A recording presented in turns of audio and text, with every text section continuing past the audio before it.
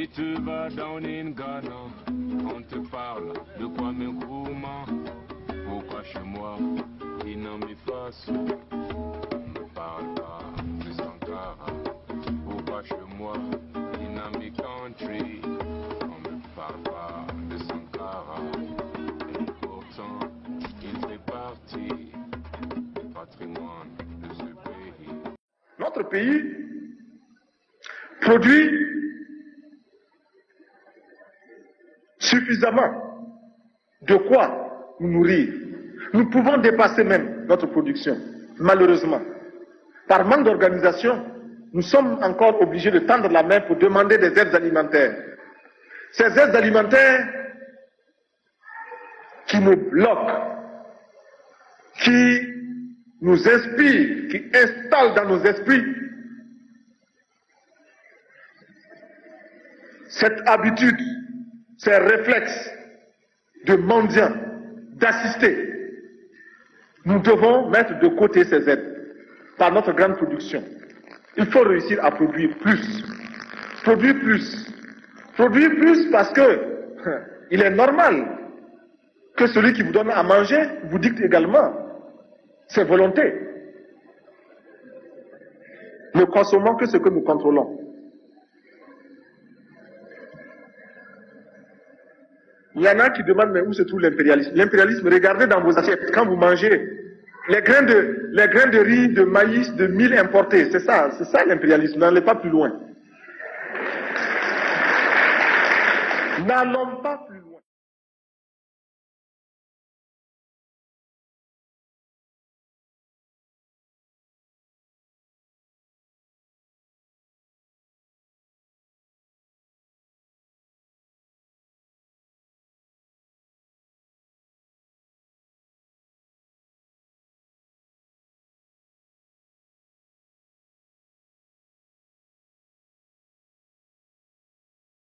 Qui m'a appris de faire ça. Oui. J'ai commencé ça en 97. Que moi j'ai commencé à faire Soumbala. Mais moi je vends ça. Oui. Et j'enlève ça aussi pour mettre notre nourriture à la maison. Voilà. Oui. Bon. Et si quelqu'un me commande qu'elle veut Soumbala seulement, moi je peux faire ça beaucoup. Poser. Si je pose ça, je mets ça dans les sachets. 500. Ou bien 1000 francs. Et on mange le Soumbala avec quoi? Bon, Soumbala, on peut manger ça avec le riz. Riz sauce, ou bien riz gras, ou bien avec thau. On mange avec. Et puis, on peut griller ça. On mange avec le thau là. Si on veut griller poulet, on peut poser poulet là dans le feu et on lève Soumbala, on mélange Soumbala avec sel et puis huile, on met ça comme ça. Dessus le poulet, oui. Voilà. Ouais. Et c'est très bon. Et c'est très bon. Et est-ce que vous savez si ça a des propriétés médicinales, si c'est bon pour le corps? Oui, c'est bien pour le corps. Mais si tu manges ça, tu ne peux pas avoir tension. Parce que Soumbala, là, c'est bien. Et nous, on ne mange pas cuit manger. C'est Soumbala seulement que nous, on mange. Si je mets cuit manger dans la sauce, là, mon mari sait. Il dit que lui ne veut pas. Si ce n'est pas Soumbala seulement. Même mes enfants, là, si ce n'est pas Soumbala, mes enfants ne veulent pas sauce. Mon grand-mère, derrière-grand-mère, en tout cas, nous mangeons ça. Et quel est votre métier? Bon, moi je fais mélange à la maison et puis moi je travaille à l'école comme cuisinière. Et est-ce que vous faites du Soumbala pour les enfants? Oui, moi je fais ça. Oui. Ils aiment? Oui, beaucoup même. Et vous avez déjà donné le Soumbala à quelqu'un qui avait de la tension et ça a marché? Et la mère de mon mari, il était tension. Moi, je faisais Soumbala là, lui donner. Oui, il y avait Soumbala là, c'est deux façons. Il y a Sumbala de haricot. Haricot, on dit soja. Moi, je ne sais pas. Est-ce que vous connaissez ça? Soja, oui. Oui. Soja de Sumbala là. Moi, je peux faire ça. Ça aussi, si tu as tension ou bien diabète, tu manges ça, c'est bien.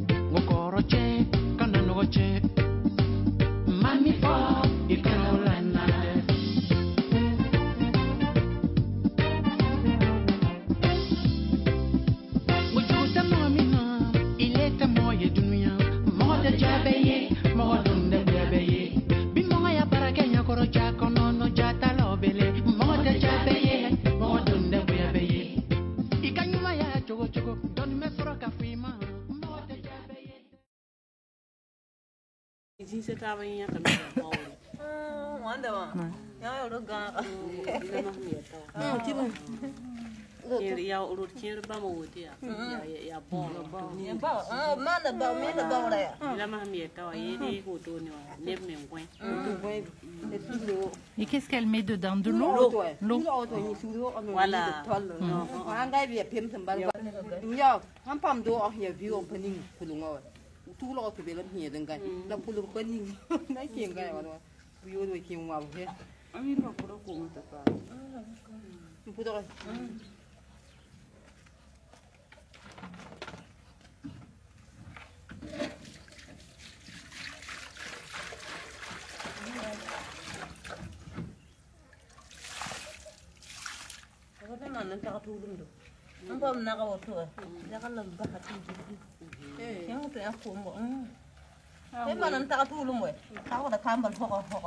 Ayo, ayan di bela parata men gidimde. Yem pa na yedi robe. Nga, ne ka juya to fa moya. Oui bi kutruye, ali du lentele mie. Ibi tele tawiye so yo tama. Oui bi fanga yep ali ke antele mie. Ali ki ba fanga ki fa fanga aye. Ai bi marasa, ai bi jamba. Dunya wari beta ya di adoima. Ai bi bokauru yep, ai bi ko yumalo meria ibe doy bonolo. Ibe ko be kaye. Mi kanyalo mi ile to ka jugu folo ye. Mokoroche kana nogoche. Mami ke ikanolana. Batti mere kana nogoche. Mami fo ikanolana.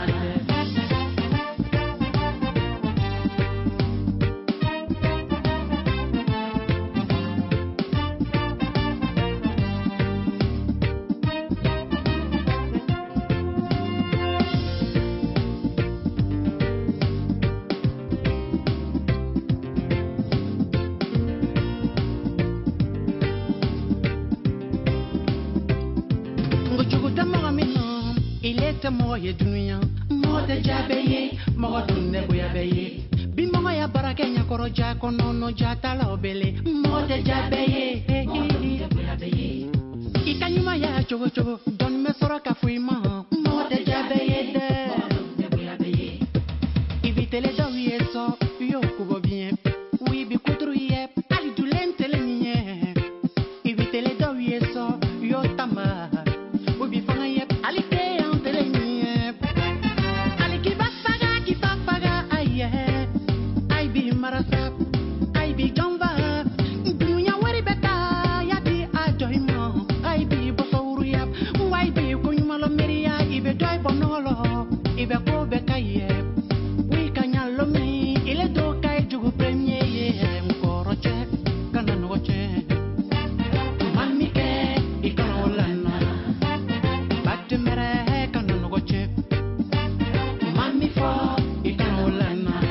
Ni voyala, au ballon.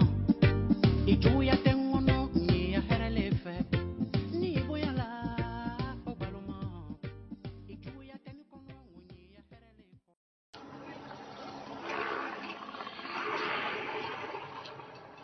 Avec l'appui des Burkinabés, Sankara entame une série de travaux colossaux. Au milieu des années 80, l'Afrique sort d'une des sécheresses les plus meurtrières de son histoire. Sankara est le premier président à sensibiliser ses concitoyens au problème de la désertification.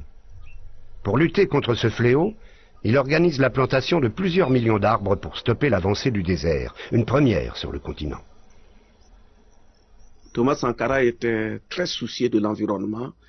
Et il a pris plusieurs initiatives qui visaient à lutter contre la désertification. Un exemple qu'on peut donner, c'est l'opération Un village, un bosquet.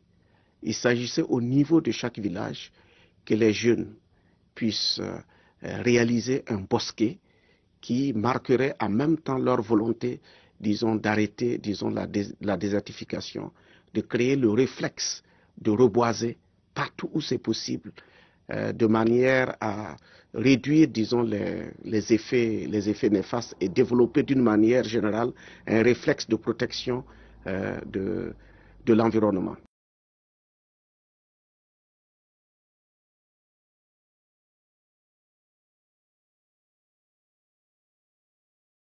Sinon, l'autre, celui qui l'avait vendu directement, livré en France, hein, et depuis à Abidjan, là, on disait tomates de France, poivrons de France, c'était écrit dessus l'étiquette là.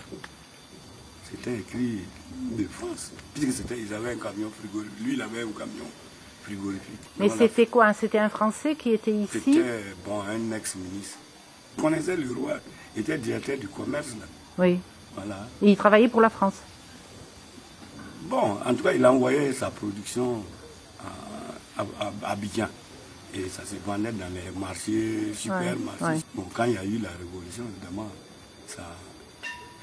Bon, ici, là, comme il avait dit bien qu'il y avait une équipe là-bas, sur le site. Donc, on s'est organisé, on était une équipe de... Il y avait des permanents et on prenait des saisonniers aussi. Bon, je peux dire que je faisais partie des saisonniers de temps en temps. Je préférais ça même, parce qu'il n'y avait rien. Travailler sans rien. Donc, les saisonniers, le responsable s'arrangeait pour trouver quelque chose, quoi, les encourager. Et surtout, on avait les vivres PAM. Là. Vous connaissez les vivres PAM, on avait des dotations en farine, de blé, de maïs, du lait, les poulets en boîte, les conserves en général. Quoi. Mais vous étiez payé en nature? Voilà, en quelque sorte. C'était des familles mariées. Il y avait tout un campement, comme tel ici, là. On vivait en campement. Voilà, les permanents. Voilà, et les saisonniers, maintenant, on les prenait quand il y avait des travaux ponctuels sur le site. Et après, qu'est-ce que c'est devenu? Bon, après, je crois qu'il a obtenu un plus grand financement sous la Révolution. Quand il a obtenu, je crois qu'il a eu d'abord des financements. Bon, et ça a amélioré la production. On a acheté des motopompes ajoutées. Mais malheureusement, ce qui a précipité la chute là, l'eau, il y avait une rupture d'eau. L'eau, ça ne coulait plus convenablement. Donc, à une période donnée dès janvier, février, bon, le marigot coupait à un moment. Donc c'est ça qui a été l'inconvénient. Et on était obligé d'abandonner Bana Lapana et aller vers le site de Padema où il y a le Moun, le fleuve au moins permanent. Et l'État même de la Corée avait donné une grosse motopompe là. On a réussi à irriguer au moins 10 hectares là-bas. Avec la grosse motopompe, les produits de contre-saison là, on transformait ça en champ de maïs. Mais ce qui était plus difficile, c'était vraiment la récolte. Où trouver les gens pour récolter. On n'avait pas de machine pour récolter. En fait, c'était une grande production. Des fois, on faisait venir l'armée. Les éléments, ils venaient, ils viennent, ils récoltent. Mais de fois, ça ne finissait pas. Et c'était plus mécanisé, vous avez plus de machines? Oui, voilà, c'était avec le tracteur, mais on faisait le reste à la main, le traçage là, des planches là, on les faisait à la main. Sinon, c'était concassé au tracteur, pulvérisé et tout. Voilà, on utilisait les engrais, et c'est là-bas que j'ai appris le dosage en engrais. Mais c'était quelle sorte d'engrais? Voilà, surtout, il y avait les NPK qu'on mettait dans un premier temps. Bon. Et avant le labour, on prenait aussi du fumier dans les parcs là, on se promenait avec le tracteur, on épand ça avant le labour. Voilà, donc la production est vraiment très bonne. On avait, en tout cas, on avait au moins 15 tonnes à l'hectare. Donc sous la Révolution que ça avait augmenté. Voilà, 15 à 20, parce que vraiment c'était bien fait. Dès qu'il y a eu le financement, bon, c'est ça qui a un peu... Bon, c'était avantageux. Bon, ça a tendance à fonctionnariser les gens, quoi. Voilà. Donc, chacun s'attend à un salaire. 1700 kilos de blé par hectare, c'est la moyenne de la région, c'est la moyenne sahélienne de la région, donc en Afrique. Eh bien, en 86 déjà, le Burkina, par hectare, dépassait les 3800, 3900 kilos de blé par hectare. Donc, en Afrique, une réforme agraire, je veux dire, qui a impliqué un changement de propriété, les maîtres de la terre perdaient leur pouvoir, l'impôt de captation qui disparaissait et l'engrais qui arrivait, l'irrigation qui arrivait, une efficacité. Il a vaincu la faim, il a fait que le Burkina, en 4 ans, est devenu alimentairement autosuffisant. Donc, c'est quelque chose de tout à fait exceptionnel et tout à fait remarquable.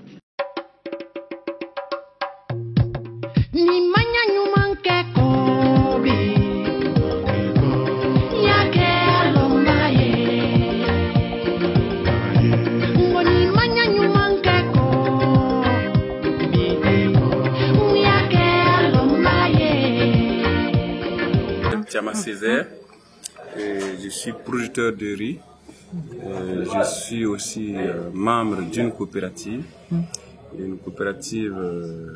très ancienne, l'un des premiers coopératives pilotes de la vallée du Sourou. Ça veut dire que depuis la création de l'ANVS, depuis le début des aménagements à travers l'ANVS, il y a eu un premier périmètre pilote de 50 hectares. Et c'est à partir de ces expériences que les autres périmètres sont nés. Donc, je suis donc membre de cette coopérative. Coopérative agricole pilote de Nersan, en abrévé à CAPEC. Donc, comment sont issues les coopératives à partir des périmètres aménagés? Donc, ça veut dire à partir de ces premiers périmètres aménagés. Donc, les coopératives, c'est-à-dire l'irrigation, l'irrigation, les pompages, les irrigations, c'était pas... En fait, c'était pas un domaine d'intervention des producteurs. Nous faisons la culture traditionnelle. Maintenant, ces périmètres sont créés. Ça faisait des nouvelles activités pour nous. Donc, c'est à partir de ça, comment on a fait? On a donc créé des groupements. au tout début, c'était des groupements dont l'adhésion à ces groupements était volontaire. Voilà, donc, en ce moment également, il faudrait signaler qu'un périmètre de 50 hectares ne pouvait pas concevoir tout le monde. Donc, on a priorisé donc les villages riverains, du Sourou, du fleuve, à savoir 3 villages qui devront être attributaires de parcelles sur les 50 hectares. Bon, c'était les villages suivants, Niassa même, Débé, Djé et Lo. Bon, donc en ce moment, la taille des parcelles à attribuer était de 0,50 à 1 hectare parcelle. On ne connaissait pas bien l'irrigation. Donc 0,50 à 1 hectare pour un chef de ménage qui est donc regroupé à son ménage 3 à 5 personnes. C'est-à-dire que si tes actifs sont, si vous avez 3 actifs, on donne tout juste 1,50 hectare. Si vous dépassez, vous avez 5 actifs, 6 actifs, on vous donne tout juste 1 hectare. Les plafonds étaient en tout cas en ce moment, c'est on parlait, c'est en 86, hein. Voilà, les plafonds des attributions des parcelles dans la vallée étaient d'1 hectare et pas plus. Et on s'est constitué en groupement. Et à partir de l'expérience des 0,50 hectares, il y a un autre périmètre qui est né. C'est pourquoi on a fait venir le grand frère. Un grand périmètre qui a suivi, qui est de taille de 500 hectares. Donc peut-être vous avez vu 500 hectares, dont lui-même est le président actuellement. Qui a donc vu venir une poussée démographique de tous les ethnies dans la vallée, presque de tous les 45 provinces, pour s'installer donc sur les 500 hectares. Donc, de la phase de groupement, on a vu, bon, comme on devient de plus en plus nombreux, on va donc tirer vers des phases coopératives. Voilà. Et nous sommes à la phase de 87 à nous à 2011. Nous sommes en phase coopérative et regroupés maintenant des coopératives regroupées en union des coopératives de la vallée. Vous avez combien de coopératives? Nous avons présentement 13 coopératives regroupées au sein de l'union des coopératives de la vallée. Et là, c'est réunion, nous sommes en train de choses. Sinon, moi, je suis le secrétaire général de l'union des coopératives de la vallée du Sud. On parle en termes de rendement, bien sûr. À l'époque. En période de rendement, bien sûr. Et bon, en fait, il faut se dire qu'en ce moment, la terre était favorable, c'est-à-dire fertile. Un nouveau aménagement, c'est-à-dire que la terre est riche. Les rendements étaient hauts. Maintenant, avec l'utilisation des engrais chimiques, NPK, urée, bon, on n'avait pas un niveau de formation aussi en son temps qui nous attirait un peu sur l'utilisation qui nous disait ce que ça peut arriver, les engrais chimiques. À l'époque, vous utilisiez donc des grands engrais chimiques. Des engrais chimiques. Et même jusqu'à présent, c'est des engrais chimiques. Mais, entre moments, on a attiré notre attention, on a eu des formations pour dire, bon, pour bien restaurer le sol, pour que le sol soit toujours favorable, n'utilisez pas seulement de l'engrais chimique, mais utilisez de la fumure organique. Et comment est-ce que avoir la fumure organique? Bon, la matière première, peut-être qu'on peut avoir ça chez nous-mêmes, à partir des résidus de récolte. C'est-à-dire les foins du riz, du maïs, les résidus de récolte, c'est on récolte les pailles et tout ça. C'est ce qu'il faut donc utiliser pour faire la fumure organique. Et à partir de certains éléments de composition, de compost plus, de ceci, cela, donc les paysans ont eu cette formation. Et des groupes de gens ont eu des formations et qui partent maintenant montrer ça aux autres producteurs. Parce qu'environ, nous sommes jusqu'à 3000 et quelques producteurs à nos jours installés sur les périmètres aménagés. Du coup, on ne peut pas mettre tout le monde dans les jeux, dans la formation, mais il y a des groupes. Il y a eu des formations indigènes, paysans, et c'est cela qui montre maintenant l'utilité de la fumure organique. Donc, actuellement, Il y a l'apport de la fumure organique avec les produits chimiques qui font que les rendements sont assez acceptables. Sinon, j'allais dire qu'au début, les rendements, les tout débuts, les primaires, les sols riches, il y avait des rendements extraordinaires. Ensuite, tout le riz, on était de 5 à 6 tonnes l'hectare. Le maïs, on était à 4 tonnes l'hectare. Mais entre moments, ça a chuté. Et le riz, on ne dépassait pas 3 tonnes 500 l'hectare. Maintenant, avec l'intégration, quand on a mis les fumures organiques, la pratique des fumures organiques en place, le rendement est revenu. À nos jours, le rendement, c'est grâce aux fumiers. Le rendement est encore revenu. Et nous avons atteint toujours les 5-6 tonnes l'hectare avec le riz et nous sommes toujours avec les 4 tonnes avec le maïs. Il y a beaucoup d'autres choses. Je pense que peut-être que vous allez trouver les choses là. Et avec l'envers, je vais passer le rendement par production. Nous faisons tout maintenant, la tomate, les oignons, les haricots verts et beaucoup d'autres choses. Voilà. Donc il faut se dire que maintenant, actuellement, les rendements sont satisfaisants.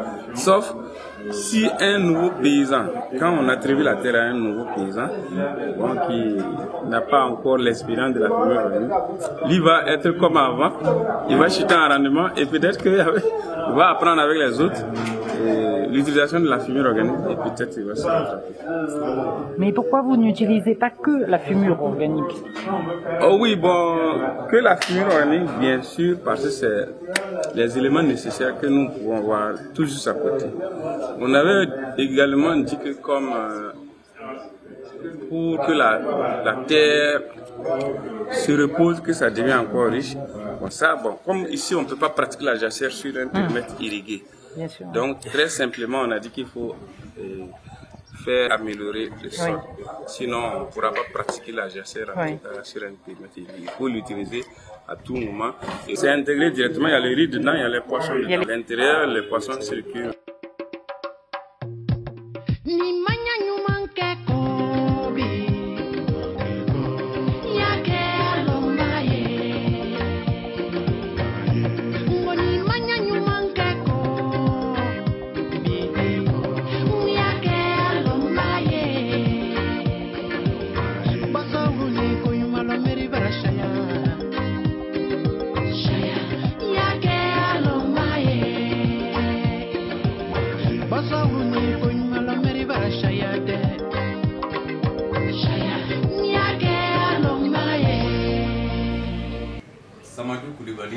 Enseignant.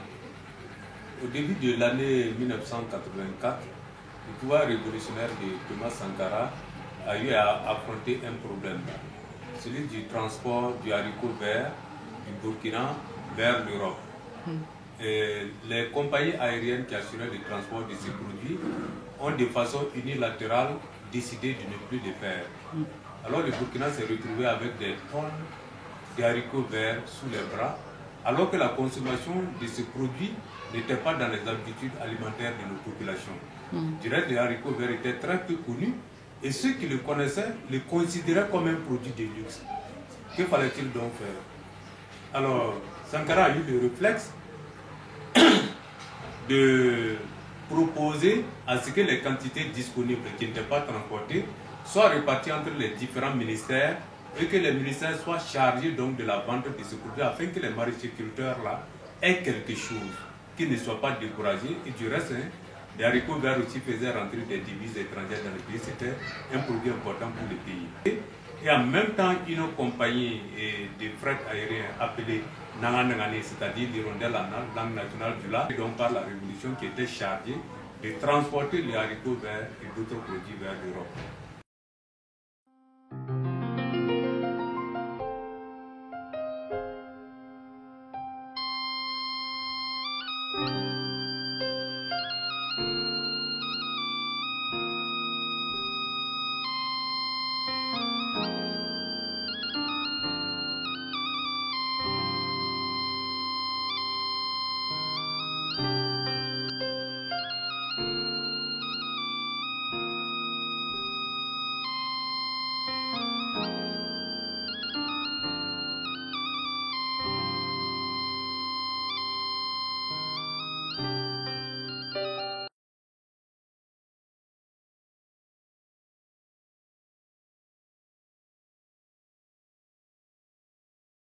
Julien Durand, paysan à Notre-Dame-des-Landes, membre de la Confédération paysanne. Et par rapport à la lutte de Notre-Dame-des-Landes, porte-parole de la CIPA, Association citoyenne des populations concernées par le projet d'aéroport. Aujourd'hui, nous sommes dans la lutte de Notre-Dame-des-Landes arrivés à un stade de contestation qui est d'ampleur nationale, voire un rayonnement aussi international avec quelques sujets comme Stuttgart. Mais qu'est-ce qu'ils veulent faire à Notre-Dame-des-Landes? Donc, cette artificialisation programmée en 1973 de 1200 hectares de terres agricoles pour un projet aéroportuaire pour remplacer Nantes Atlantique actuel. Mais donc il y a déjà un aéroport à Nantes. À Nantes Atlantique, il y a déjà un aéroport international qui fonctionne bien puisqu'il a eu le prix du meilleur aéroport européen en 2012. Donc il peut en plus être amélioré.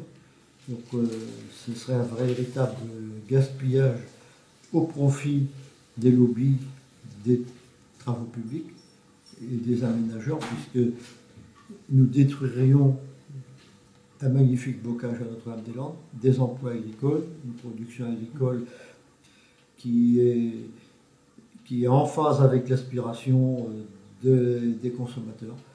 C'est une pratique agricole qui n'est pas industrielle, elle n'est pas totalement bio, mais elle n'est pas loin d'une alimentation d'une extrême qualité, avec de nombreux travailleurs et travailleuses, puisque nous sommes le coin de la Loire-Atlantique où que la moyenne de surface agricole est la plus faible ramenée à l'unité agricole. Donc nous avons une pratique syndicale d'installation et de renouvellement des exploitants agricoles. Endroit, mais nous sommes démarrés en 1973 avec une ZAD de 1200 hectares, avec un réflexe de... Qu'est-ce que c'est une ZAD? Une ZAD, c'est une zone d'aménagement différée. Donc notre premier réflexe, ça a été un réflexe d'autoprotection de la terre, outil de travail. Donc ici, ça nous a permis de resserrer les rangs et de continuer à encourager l'installation pour la reprise des exploitations agricoles. Et nous sommes arrivés en 2000 lorsque le projet a été remis d'actualité, puisque dans les années 90, nous n'y pensions plus. À voir quand les terres elles étaient exploitées comme s'il n'y avait aucun projet. Donc il y avait une présence paysanne et aussi une présence d'une augmentation de la population, puisque nous sommes à 25 km de Nantes. Et ça a permis une prise de conscience de conservation des terres agricoles. Ça a permis aussi avec les citadins d'avoir des rapports consommateurs-producteurs. Ça a permis aussi d'élargir la contestation aux problématiques sociétales que nous connaissons aujourd'hui, à savoir le sujet qui nous préoccupe en premier lieu, c'est le maintien des terres agricoles nourricières, pour la souveraineté alimentaire, pour avoir la production proche des consommateurs. Donc ici à Notre-Dame-des-Landes, nous avons une tradition d'agriculture qu'on peut qualifier de type familial. C'est une agriculture qui n'est pas loin en termes de qualificatif de l'agriculture bio, parce que s'il n'y avait pas ce projet-là sur notre tête, sans doute il y aurait plus de fermes qui opteraient pour être qualifiées en agriculture biologique. Nous n'avons pas une pratique de productivisme tout azimut, on essaye d'avoir une exploitation agricole qui tient la route financièrement pour pouvoir vivre une famille. Et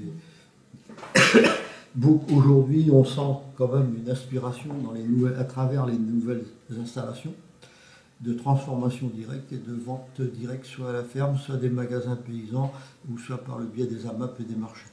Et nous avons un atout ici, c'est que nous avons des consommateurs qui sont proches par rapport à certaines régions de France.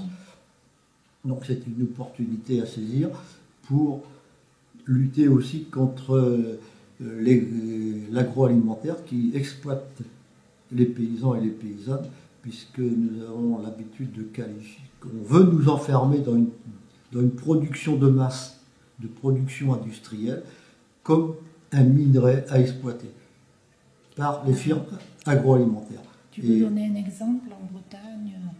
Je crois qu'il y a les porcs. Alors, la Bretagne elle est friande d'exemples.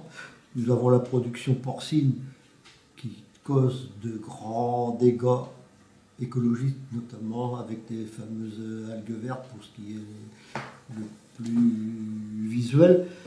Donc on produit du porc en masse d'une façon industrielle pour aller concurrencer et exporter sur les pays tiers au détriment des productions locales des pays tiers.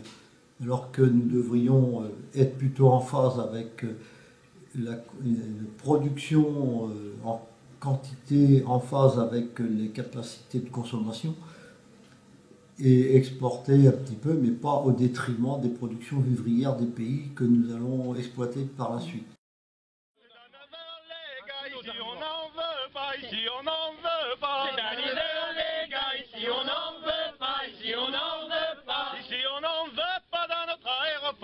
On veut des champs du foin pour tous nos herbivores. Ici on n'en veut pas de notre aéroport. On veut des champs du foin pour nos herbivores. C'est à 8 heures les gars, ici on n'en veut pas. Ici on n'en veut pas. C'est à 8 heures les gars, ici on n'en veut pas. Ici on n'en veut pas. Ici on n'en veut pas dans notre aéroport. On veut des champs du foin pour tous nos herbivores. Ici on n'en veut pas dans notre aéroport. On veut des champs du foin pour tous nos herbivores. C'est à 5 heures les gars, ici on n'en veut pas. Ici on n'en veut pas. C'est à 5 heures les gars, ici on n'en veut pas. Ici on n'en veut pas. Ici on n'en veut pas dans notre aéroport. On veut des champs du foin pour tous nos herbivores. Ici on n'en veut pas dans notre aéroport.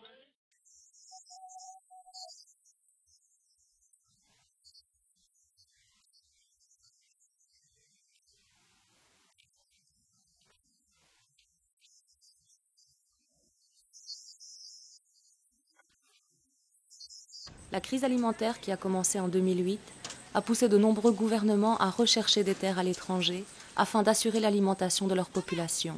La crise financière a par ailleurs poussé les investisseurs privés à se tourner vers les terres agricoles, à la recherche de profits liés à la spéculation sur les terres et sur la production agricole de denrées alimentaires ou de carburant pour le marché mondial. Pendant ce temps, la Banque mondiale et les autres agences internationales encouragent activement les transactions foncières. Les paysans de la région de l'Office du Niger ont été expulsés de leurs terres par le projet Malibia sans recevoir de compensation adéquate. Le projet Malibia, établi par les investisseurs libyens, a reçu gratuitement 100 000 hectares de terres fertiles du gouvernement malien. Les investisseurs libyens prévoient de construire l'infrastructure agro-industrielle nécessaire à la culture du riz, des légumes, du blé et à l'élevage de bétail pour exportation. Quand Malibia est venu au village, au début, pour discuter du projet, j'étais là. Ils sont venus nous dire qu'ils allaient nous construire un nouveau village, avant de détruire nos maisons et nos récoltes. Ils ont promis qu'ils trouveraient un autre endroit pour le village. Et ils ont promis de construire des maisons neuves. Puis à la deuxième réunion, ils ont dit qu'ils n'allaient pas construire de maison et qu'ils allaient nous donner de l'argent. Puis à la troisième réunion, ils avaient encore changé d'avis. Ils ont dit qu'ils n'allaient pas nous donner l'équivalent de la valeur de la maison, mais seulement une petite somme. Quand ils ont détruit ma maison, j'étais complètement perdu. Quand on vous prend votre maison, où êtes-vous censé aller? En Afrique, l'agriculture paysanne produit 80% de la nourriture. À l'échelle mondiale, les paysans produisent 70%. L'accaparement des terres affecte la capacité des paysans à se nourrir, ainsi que leur droit à la souveraineté alimentaire. À Kolongo, nous avons 117 villages dont la population doit être déplacée à cause du projet Malibia. La Via Campesina, mouvement paysan international actif dans plus de 70 pays, se bat pour la souveraineté alimentaire et contre l'accaparement des terres. Au cœur du Mali, dans le village de Sélingué, la Via Campesina et l'organisation paysanne CNOP ont organisé la première conférence internationale paysanne contre les accaparements. Des représentants de plus de 40 pays, dont 15 pays africains, ont partagé leur expérience sur cette ruée mondiale vers les terres agricoles qui menacent leur vie et dévastent leur communauté. Ils sont déterminés à organiser les populations rurales et urbaines afin de résister à l'accaparement des terres et de soutenir ceux qui luttent contre cet accaparement. Ils demandent une réforme agraire véritable et sont résolus à défendre leurs droits.